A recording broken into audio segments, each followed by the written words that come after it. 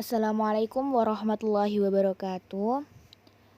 Alhamdulillahirrabbilalamin wabihi nasta'inu ala umuri dunia waddin. Wassalatu wassalamu ala ashrafil anbiya wal mursalin wa ala alihi wa sahbihi ajma'in amma ba'du. Yang terhormat Profesor Dr. Elvi Muawana SAG MPD selaku dosen pengampu mata kuliah Psikolog Pendidikan Islam dan teman-temanku yang berbahagia.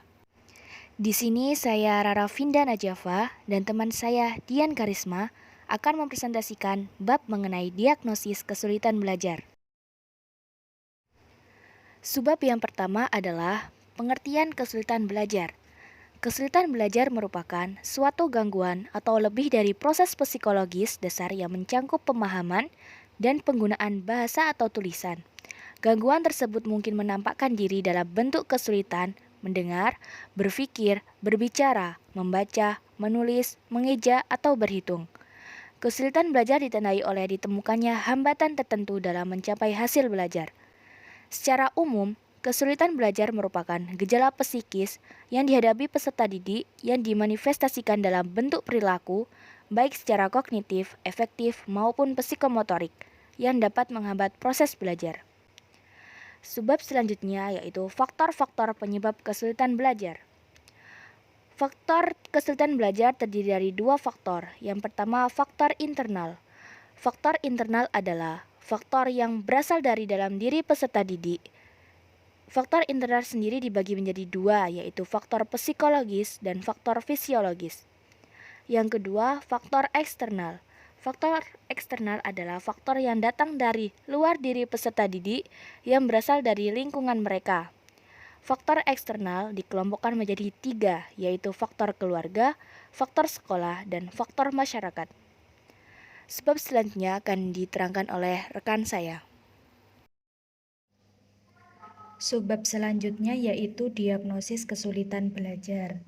Sebagaimana dikutip oleh Abin Syamsuddin Makmum dalam bukunya yaitu Psikologi Kependidikan Perangkat Sistem Pengajaran Modul. Diagnosis dapat diartikan sebagai A. Upaya atau suatu proses menemukan kelemahan atau penyakit apa yang dialami seseorang dengan melalui pengujian dan studi yang seksama mengenai gejala-gejalanya. Yang B, studi yang seksama terhadap fakta tentang suatu hal untuk menemukan karakteristik atau kesalahan. C, keputusan yang dicapai setelah dilakukan suatu studi yang seksama atas gejala atau fakta tentang suatu hal. Proses diagnosis ini sendiri bukan hanya mengidentifikasi jenis dan karakteristiknya saja, namun proses diagnosis ini juga mengidentifikasi tindakan pemecahan masalahnya juga. Melalui diagnosis ini, kita dapat mengetahui faktor penyebab dan bagaimana solusi pemecahan dalam kesulitan belajar tersebut. Subbab selanjutnya yaitu pemecahan kesulitan belajar. Pendapat Rose dan Stanley dalam pemecahan masalah atau kesulitan belajar terdapat tahapan-tahapan sebagai berikut. A. Mengidentifikasi terlebih dahulu siswa yang diduga mengalami kesulitan belajar. Bisa dengan cara yang pertama yaitu menganalisis prestasi belajar, yang kedua menganalisis perilaku siswa dalam proses belajar, kemudian menganalisis hubungan sosial siswa. Yang B yaitu melokalisasi letak kesulitan belajar dengan cara yang pertama, mata pelajaran yang dianggap sulit itu apa saja. Yang kedua, pada bagian materi apa yang belum dipahami oleh siswa. Yang ketiga yaitu pada segi proses pembelajaran, apakah siswa itu mengalami kesulitan. Yang C yaitu mengidentifikasi faktor penyebab kesulitan belajar. Bisa melalui cara observasi, wawancara, kuesioner, skala sikap, tes, dan pemeriksaan secara medis. Terdapat ayat pada Al-Quran yang berbunyi, Bismillahirrahmanirrahim.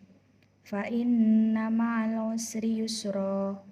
Inna ma'al usri yusra. Yang artinya, maka sesungguhnya beserta kesulitan ada kemudahan. Sesungguhnya beserta kesulitan itu ada kemudahan. Quran Surat Al-Insyirah ayat 5-6. Mungkin itu saja materi yang dapat kami presentasikan. Ada kurang lebihnya, kami mohon maaf. Wallahul muwaffiq ila aqwamit thoriq. Assalamualaikum warahmatullahi wabarakatuh.